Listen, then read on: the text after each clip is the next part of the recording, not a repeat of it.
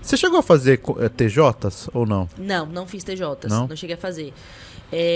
Eu sei que eu tenho muitos colegas que vieram dos TJs pro TRT. Vários colegas.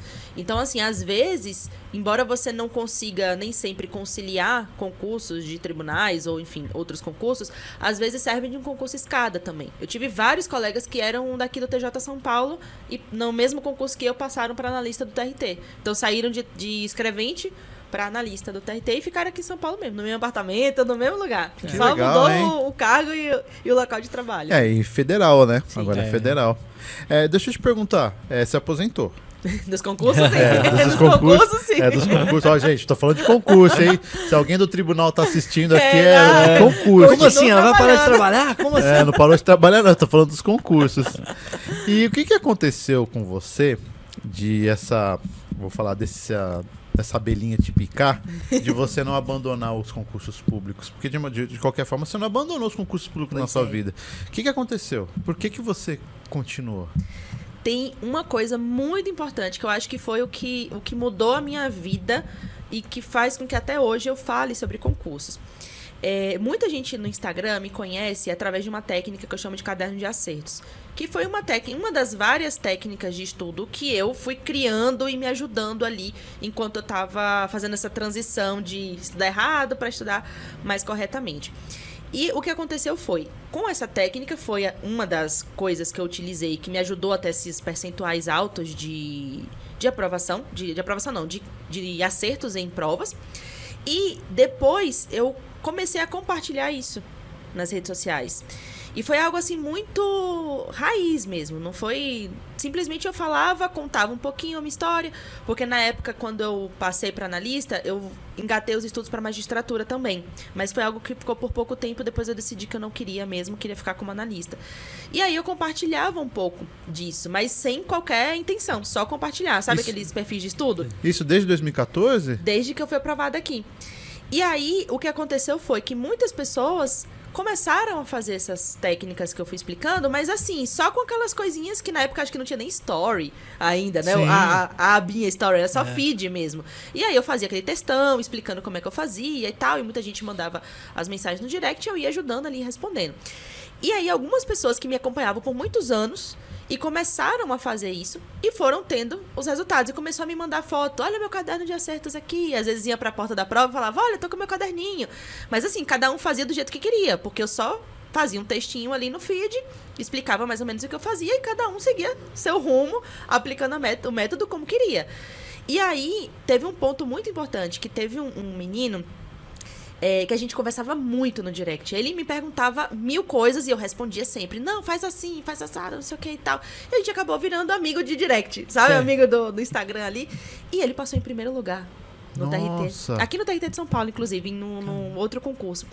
E aí ele falava assim, Pri, eu usava muito o caderno de acertos, muito. Foi algo assim que ficou no braço, debaixo do braço. E aí eu comecei a receber mensagens de outras pessoas com a mesma coisa. Pri, olha que coisa, eu nunca tinha tido minha redação corrigida. Aí eu comecei a fazer o caderno e tive minha primeira redação corrigida. Não fui chamada, não fui aprovada, mas já tive uma evolução muito grande. E assim começou. E aí foi o que eu falei, bom, eu acho que eu vou falar um pouquinho mais sobre isso. E aos poucos eu fui explicando, fui contando mais minha trajetória e tudo mais, e começou a vir muita gente pedindo, né? Você faz mentoria, você faz coaching, você faz isso, faz aquilo. E aí a gente fez foi a primeira vez que eu fiz alguma coisa assim na internet, que foi um e-book na época pro TRF3, em 2019, eu acho. 2018, 2019, não lembro agora. E foi algo que eu tive tanto retorno positivo, que eu falei, agora eu acho que eu gosto de falar sobre esse assunto, acho que eu tenho muita coisa pra falar. Acho que esses tantos erros que eu cometi, que pra mim foram muito sofridos, pode ser que pra outras pessoas economizem tempo. E aí foi que desde então eu continuei falando, e aí foi que o negócio virou um pouquinho mais profissional. Sim. Aí eu sentei e falei, bom, agora eu vou ter que organizar isso num método que eu consiga explicar. E aí foi que a gente foi criando os treinamentos, eu fui colocando início, meio e fim. Não fui só falando, faça isso na prova objetiva. Ou como eu falei agora, faça as questões e acabou. Não, aí eu passei a falar, não, eu fazia desse jeito, assim deu certo, assim não deu.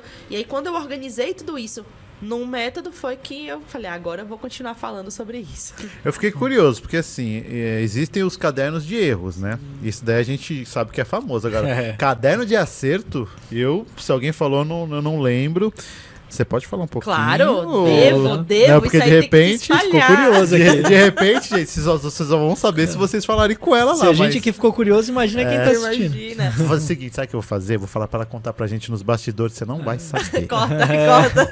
O pessoal deve estar me xingando agora, esse desgramento. Agora que ela vai contar, não vai contar, de birra. Não, Vamos fazer o essa seguinte, foi... ela só vai contar se você se inscrever agora no nosso canal. Exatamente. Segue ela lá também no Instagram, né, Rogério? Vamos fazer o seguinte, ó, aproveita e aí a gente vai fazer um corte agora, vai ficar um corte específico aqui dessa técnica, ela contando aqui pra gente. Olha que bacana. Técnica do caderno de acerto. Já dá uma curtida, já dá uma compartilhada aí, vamos fazer crescer esse negócio aqui pra dar uma moral pra Priscila e pra gente também, né? Vamos lá. Olha só, técnica do caderno de acerto que me fez ser aprovada em vários concursos públicos. Acabou. Então tá, galera, já que vocês pediram, se inscreve no nosso Telegram, se inscreve lá no Instagram dela e se inscreve no nosso canal e deixa o like. Agora ela vai contar o caderno de acertos, né? Exatamente, vamos lá. Fique à vontade. Vamos lá, que essa é importante, tá? De verdade mesmo. Eu acho que se você tá com alguma dificuldade na prova objetiva, com os seus resultados, tenta aplicar essa técnica que eu acho que vai dar certo. Acho não, tenho quase certeza, tá? Tenho quase certeza. Essa técnica, ela me fez sair do 0 a chegar a 90, 95% de acerto nas provas. O que é que eu fiz em relação à prova objetiva, tá? O caderno de acertos, ele serve somente para a prova objetiva.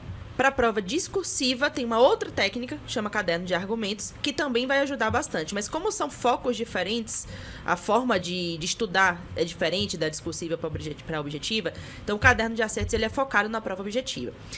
Vamos lá. Quando você começa a estudar, o que 90% dos concurseiros fazem? Pega o edital, compra o cursinho, começa a assistir a videoaula. E aí vai pelaquela ordem que o professor colocou. Então, normalmente essa ordem é uma ordem só didática, né? Uma ordem que tá lá, por exemplo, vamos começar com constitucional. Começa, princípios da Constituição, princípios implícitos, expressos, aí depois vai descendo, vai indo para tipos de Constituição, depois direitos e garantias fundamentais, você vê que é uma ordem que tá no livro, que é a ordem que tá no edital. Só que essa ordem não é a ordem que deve ser estudada, que é o que a maioria dos concurseiros faz. Ele pega o edital e vai marcando aquilo que ele está estudando. Eu passei a não estudar pela ordem do edital e não mais pela ordem dos livros e nem a ordem dos professores. Eu passei a estudar pela ordem dos assuntos que mais caíam em prova. Então, eu não estudava mais conforme um sumário. Eu tinha, dentro da minha metodologia, dentro dos meus estudos, uma lista de assuntos que eram mais cobrados. Isso aí eu fiz na mão mesmo. Hoje você encontra em vários sites, mas eu fiz na mão na época. E eu estudava por essa ordem. Então, se o assunto mais cobrado de direito administrativo fosse improbidade, era por ele que eu começava. E eu começava a estudava, assistia a videoaula, assistia o PDF, lia o PDF se fosse necessário. Mas o meu foco principal era nas questões de prova. Então, como que eu fazia? Eu não tinha um resumo, como quase todos os concurseiros têm. Pega ali a aula, assiste a aula e faz aquele resuminho do que o professor falou. Eu não fazia um resumo da aula, eu fazia um resumo das questões de prova. Então, o meu caderno não era um caderno conforme o professor falava, nem conforme os livros. Era um caderno que eu resumia o que tinha sido cobrado nas questões de prova. Então, eu sabia que tudo que estava no meu caderno já havia caído em prova. Não era nada além, né? Como professor, ele vai trazer todas as informações necessárias, importantes, mas nem tudo que o professor fala vai cair na sua prova. Então, a minha ideia foi, eu tenho pouco tempo para estudar. Então, eu não posso mais dissipar a minha energia com videoaulas de 2 horas, PDF de 100 páginas para cada um. Eu preciso saber exatamente o que era cobrado em prova. Então, eu meio que compartimentalizava os assuntos na minha cabeça e fazia aquilo no caderno de acertos, de modo que eu fazia esquemas, mapas mentais, ou eu realmente fazia resumos escritos, mas sempre conforme questões, e nunca conforme as aulas e conforme os livros. Esse foi um ponto muito diferente, porque com o passar do tempo, a gente sabe que as questões se repetem. E elas se repetem muito. E quando você anota no seu caderno o que caiu na prova, vai chegar um ponto que você já não vai precisar mais anotar muita coisa, de tanto que aquele assunto se repete. O assunto, às vezes, é muito grande, mas a prova e a banca acaba sempre cobrando pontos específicos daquele tema. Eu tenho uma aluna que ela foi fazer um caderno de acertos de improbidade, desse mesmo tema, de improbidade administrativa, e ela mandou pra mim pra perguntar se estava correto, se ela estava fazendo direitinho. Ela fez em formato de tabelas, assim, sabe? Bem organizado. E aí, em cima, ela colocou 42 questões. Então, ela fez 42 questões de improbidade e fez o caderno dela. Sabe quantas páginas tinha? 2 folhas frente e verso. Nossa. Só isso. Ou seja, pra ela revisar, era muito rápido. Então, 42 questões só deu 2 folhas frente e verso. Embora o assunto seja gigante, a banca, ela acaba cobrando sempre as mesmas coisas. E aí eu fazia os resumos, né? Fazia as anotações conforme a banca perguntava. Então, sempre que caía uma questãozinha diferente, depois de 40, 50 questões, você só vai anotar um exemplo, uma informaçãozinha extra, às vezes um detalhe diferente que caiu na prova, uma súmula, uma OJ, alguma coisinha assim diferente, é o que você vai anotar. No início você anota bastante coisa, mas depois você já vê que tudo se repete. E isso facilita muito a revisão. Porque ao invés de você pegar aqueles materiais gigantes, aqueles cadernos imensos de videoaula para revisar, você vai revisar materiais bem mais enxutos, construídos por você, então não é uma coisa nova, você já viu aquilo várias vezes e você tem certeza que tudo já foi cobrado em prova em algum momento. E isso te dá segurança. Isso te dá muita segurança, porque você não fica com aquela, poxa, será que eu estou estudando a mais? Ou será que eu estou estudando de menos? Será que isso vai ser cobrado? Será que isso vai ser cobrado? Se você anotou e você fez com base nas questões de prova, então vai ser cobrado. Já tá ali, já foi cobrado em algum momento. E a gente não tem como... Muita gente me pergunta assim, mas e se nunca foi cobrado? Eu falo, filho, se nunca foi cobrado, nem o professor vai te falar. Não tem como, né? Não tem como saber, né? Vai ser uma pergunta inédita, né? Inédita. E aí não dá pra gente abraçar o mundo, mas a gente consegue abraçar tudo que já veio antes, entendeu? Mas o ser humano é limitado.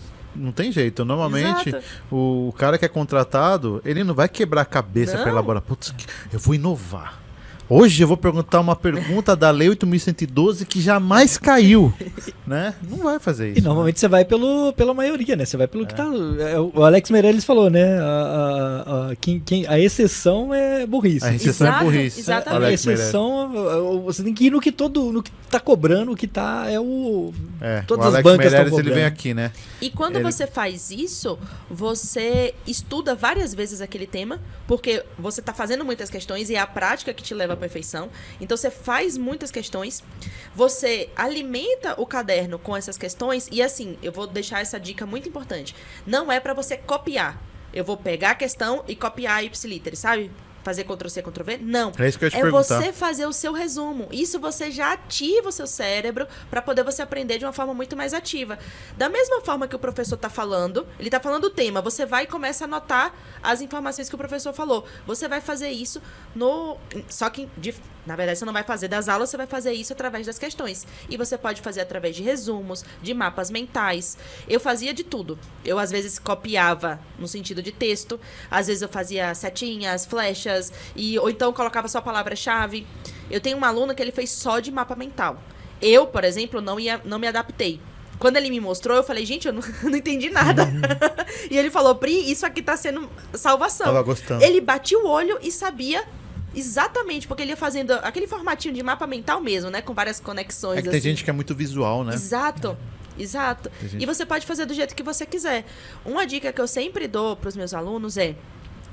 quando eu criei essa forma de fazer, porque eu peguei várias técnicas de vários lugares, falando com várias pessoas e condensei nessa metodologia. Mas, obviamente, ela não é 100% autoral. Eu fui pegando de vários lugares e deixei ali desse jeito que pra mim deu certo. Como eu não tinha validação, ou seja, era algo que eu estava começando, né? Não foi um coach, um mentor que falou pra mim, eu não sabia se ia dar certo. E eu comecei a fazer no caderno físico. Então, eu copiava mesmo, à mão, fazia à mão. Lógico que ficou cansativo, porque fazia à mão. Hoje eu já indico para os meus alunos, faça no Word, faça no iPad, no tablet, Sim. porque aí fica muito mais fácil, muito melhor para você revisar. Mas se você quiser e tiver tempo para fazer no físico, à mão também, tudo bem. Eu fiz assim e fui aprovada do mesmo jeito que os alunos que fazem no Word, mas é muito mais rápido você fazer de uma forma digital, porque isso para você revisar é muito melhor. Você pode imprimir depois se você quiser para revisar, deixar ali no imprimir, encadernar. Essa minha aluna que eu falei das 42 questões, ela fez assim, ela fez numa tabela no Word, uma tabela simples, sabe? Aquela que você bota lá a tabelinha mesmo. Sim. Ela botou o assunto, botou o que foi cobrado e aí ia acrescentando as informações conforme ela fazia novas questões. E pronto, 2 folhas frente e verso para ela revisar. E é legal